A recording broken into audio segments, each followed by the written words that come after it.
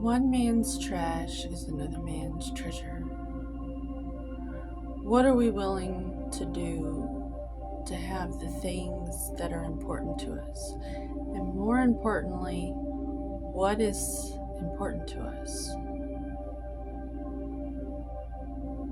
Do you know what's important to you? Or are you already on this pipeline positioning of something that you thought you were supposed to be doing years ago and you haven't bothered to stop and take a gander at what's available to you now? I feel as though while you were sleeping in the American dream, while you were awake for decades, this technology has risen up almost out of nowhere to meet us halfway, to where all of a sudden we have a choice. There are many of us alive today that grew up without cell phones. We had VCRs. Some of us didn't even have cable television. And we've gone so far past all of that. The youth today is saying goodbye to cable television. That is an outdated thing now, like the VCR was. Most people are streaming now. Like cable? Satellite dish? What? What's that? So this all happened so fast. And so it would be understandable for there to be some people whom a lot of people in the spiritual community qualify as a karmic. And I think it's really sad when I step out of that, because dealing with these people, they do feel karmic and they do feel like a nuisance. But then I get this other shift to where I see that these people are people, and how certain movies have impacted everyone's perspective to such a degree where a lot of us are like sociopathic towards our own kind. There's like this huge separation going on between those who can't take and adapt to the fearless stepping out and taking a leap of faith with this just all this new capabilities in business to work from home, which is what we're being encouraged to do. Less cars on the road.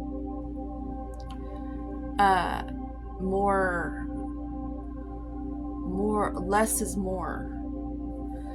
And those who suffered greatly with physical labor because their parents suffered greatly with physical labor, because their parents suffered greatly with physical labor, and it was tradition to just run your body into this thing that was just like something separate from yourself, like a pair of shoes or something that you could just get another one. Like, no, people weren't thinking about their bodies at all because they were around so many people who weren't thinking about their bodies. And so there was this huge balloon in the healthcare system that, like, I don't think there was an agenda at all. I just think it kind of grew to meet us. laziness, because we have worked so hard, like hard, to where our elderly's bodies, you see people who just did not know how to maintain structural integrity because they were taught that they had to labor physically to get in exchange for the money. And I'm seeing now in the future,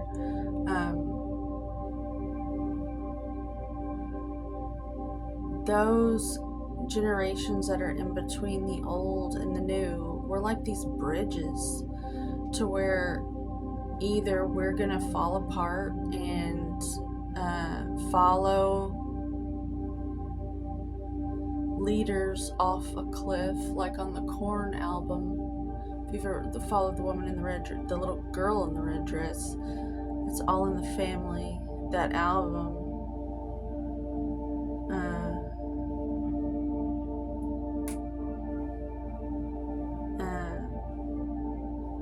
Either you're gonna follow them off a cliff to certain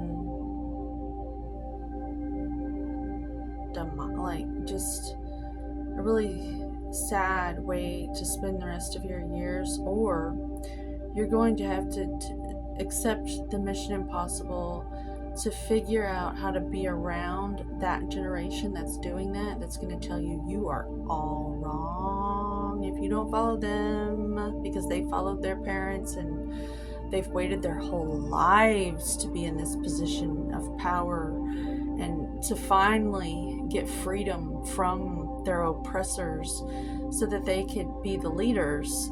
And now you're not going to follow them. They were beaten into submission, and now you're just gonna let go and like maintain your vessel. That's not fair. So they're angry, and it's our job to meet them with compassion and not get angry with them and think of them as Agent Smiths or these movie fucking characters. Wake up, snap out of it.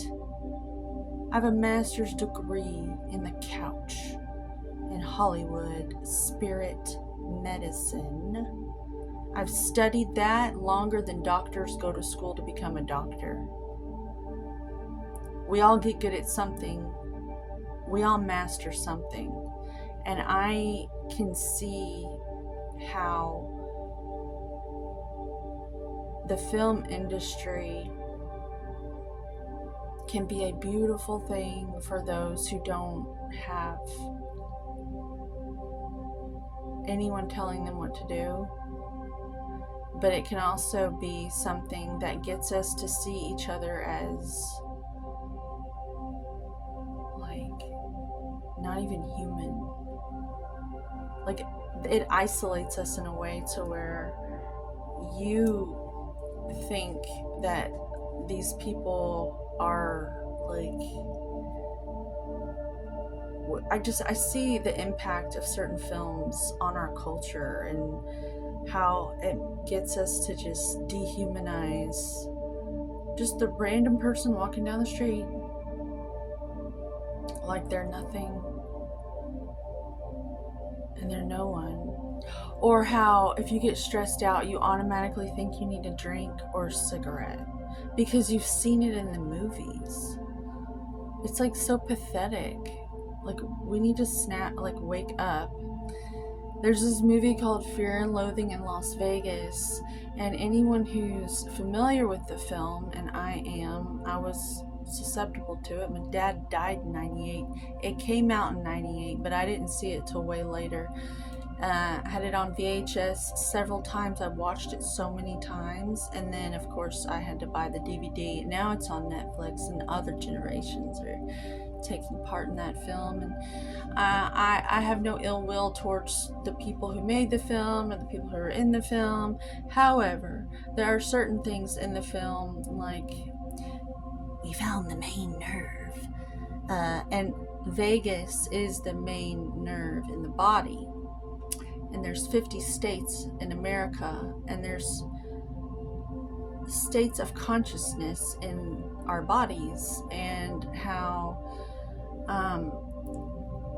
just simple word changes can shift you in terms of neuro-linguistic programming. It's very interesting what that effect it has on the psyche and the programs running on in your background that we take for granted every day if we're not aware of them. But the second we can be aware of them, we can take our power back and say things like love and relaxation in Las Vegas, and just channel it to our vagus nerve instead of fear and loathing in Las Vegas. Like in the olden days, the kings would be representatives of the land, and oftentimes they were very superstitious at what would happen to the land, what would happen to the king, what would happen to the land. They were like, it was like a human voodoo doll, something, going pretty far out there to get in there to reach you. But what I'm picking up on is we're all a group in this country, on this land, and we're all concentrating on certain things. And if we could just take our power back and maybe stop smoking so much weed, stop drinking so much, and just look at it with childlike wonder, it's all so clear how we're all kind of just allowing ourselves to have lousy qualities of life because we blame others. Like, it's so easy to blame everybody else, like Agent Smith, or it was the woman in the red dress, or just stupid shit. Or I hear about these incels, these masculines who are involuntary celibate. And then I think over the centuries, men have always been involuntarily celibate. Since the dawn of time, they've always wanted to bone, and they couldn't. And now you're gonna feel sorry for yourself because girls aren't just spreading their legs for you. It's stuff like that. Take your power back. Stop blaming the government. Stop blaming the school system.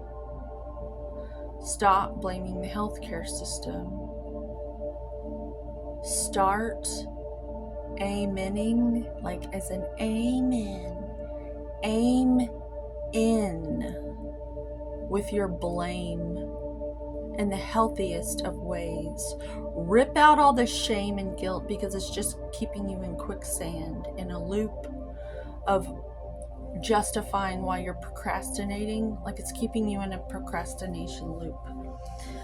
Cut that shit out because the future's bright. We have all this technology. We're going to get to live in a Renaissance period again. It's coming. I see it. It's on the way. Whether I get to experience it or not, it doesn't really matter. It's going to materialize. I've seen it. People are going to get to just stay busy doing the things that bring them well-being. And all that other stuff is going to fizzle away naturally because the conditions will be right for people to realize they don't even like doing all that stuff. Like, party like a rock star? Really? Why don't you be original and play music and not get high and not drink? Now that's an artist. But I see a great period of time coming. And it starts with our old programs and neuro-linguistic programming from decades of programs that large groups of people have consumed, and we all relate with, and we all speak this like language in the psyche because we've all watched these popular programs. And I can kind of decode people, and I can give you a reading if you want. I don't know if I want to do that though. I don't know if it's worth getting involved with. I don't think the exchange would be fair to me to go around and help you, because I've done all this alone in the dark, and I would have to charge a lot for it to be even feasible for me to be able to sustain such a feat of helping you decode yourself. But I may offer my services because I'm just so clear on how to see it, and I could like help you with it maybe. I've been trying to help my mother for years. So stupid of me. It's just such a waste, like a tire in the mud. And she buys all these books, and she pays all these people for readings, and I'm like right here, and it's I'm gonna offer my services to people who can pay, so that I can give her some hush money so that she'll stop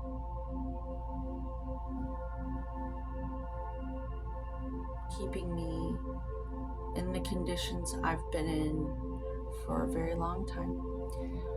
Here's to us all cutting the ropes off of us, however they are, however we're bound, because this is showing up for us collectively. This reading is a collective reading. What I'm saying is an awareness that other people, that's in the air right now, and other people have tapped into this neuro-linguistic programming sort of thing, and we shouldn't fear it, but we should be aware of it and start that rewriting process, because you are the author of your own script. We've just gotten so comfortable being told what to think for so long as a group.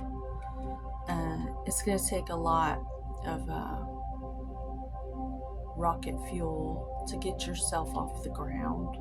But once we get up high enough, you can drop all that, and it almost feels weightless once you liberate yourself from certain patterns. So I really do love you like family, or I would not even put myself on YouTube. I feel like the technology rose up and met me like a trapeze artist. Like, you know, like this opportunity has all been birthed into reality for many of us to be able to grab on, and it's going to pull us so that we can meet the needs that are out there. There's so many people that are going to need help navigating through these times. Astrologically speaking, I'm an astrologer as well. I can help you decode your birth chart. I'm thinking about just going into astrology. For a long time I didn't want to, because it's just so... I kind of like to live my life like this, because I want to experience it, but I kind of like it. I kind of like not seeing. But if you do know your birth chart, you know where to look, and then you can kind of be fearless and go through your life like, surprise me sort of thing. But this is very long reading, and I don't want to take up too much of your time. But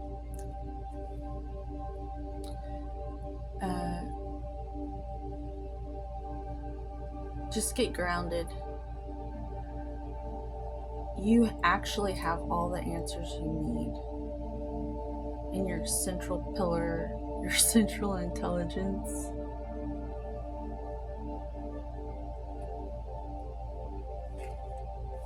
Be a fiduciary to yourself. Take your power back and start rewriting the code. Look into neuro-linguistic programming. Vitality to you. Maintain your homeostasis. Even if people make you think that you're selfish, please be selfish.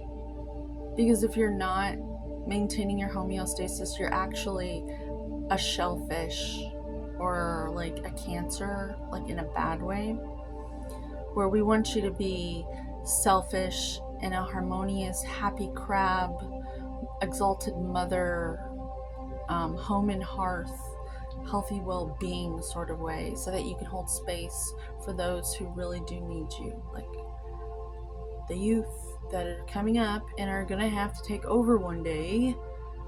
We've got to get them prepared. So homeostasis to you, homeostasis to me, and we all have vitality. We just need to tap into it. Have a good evening.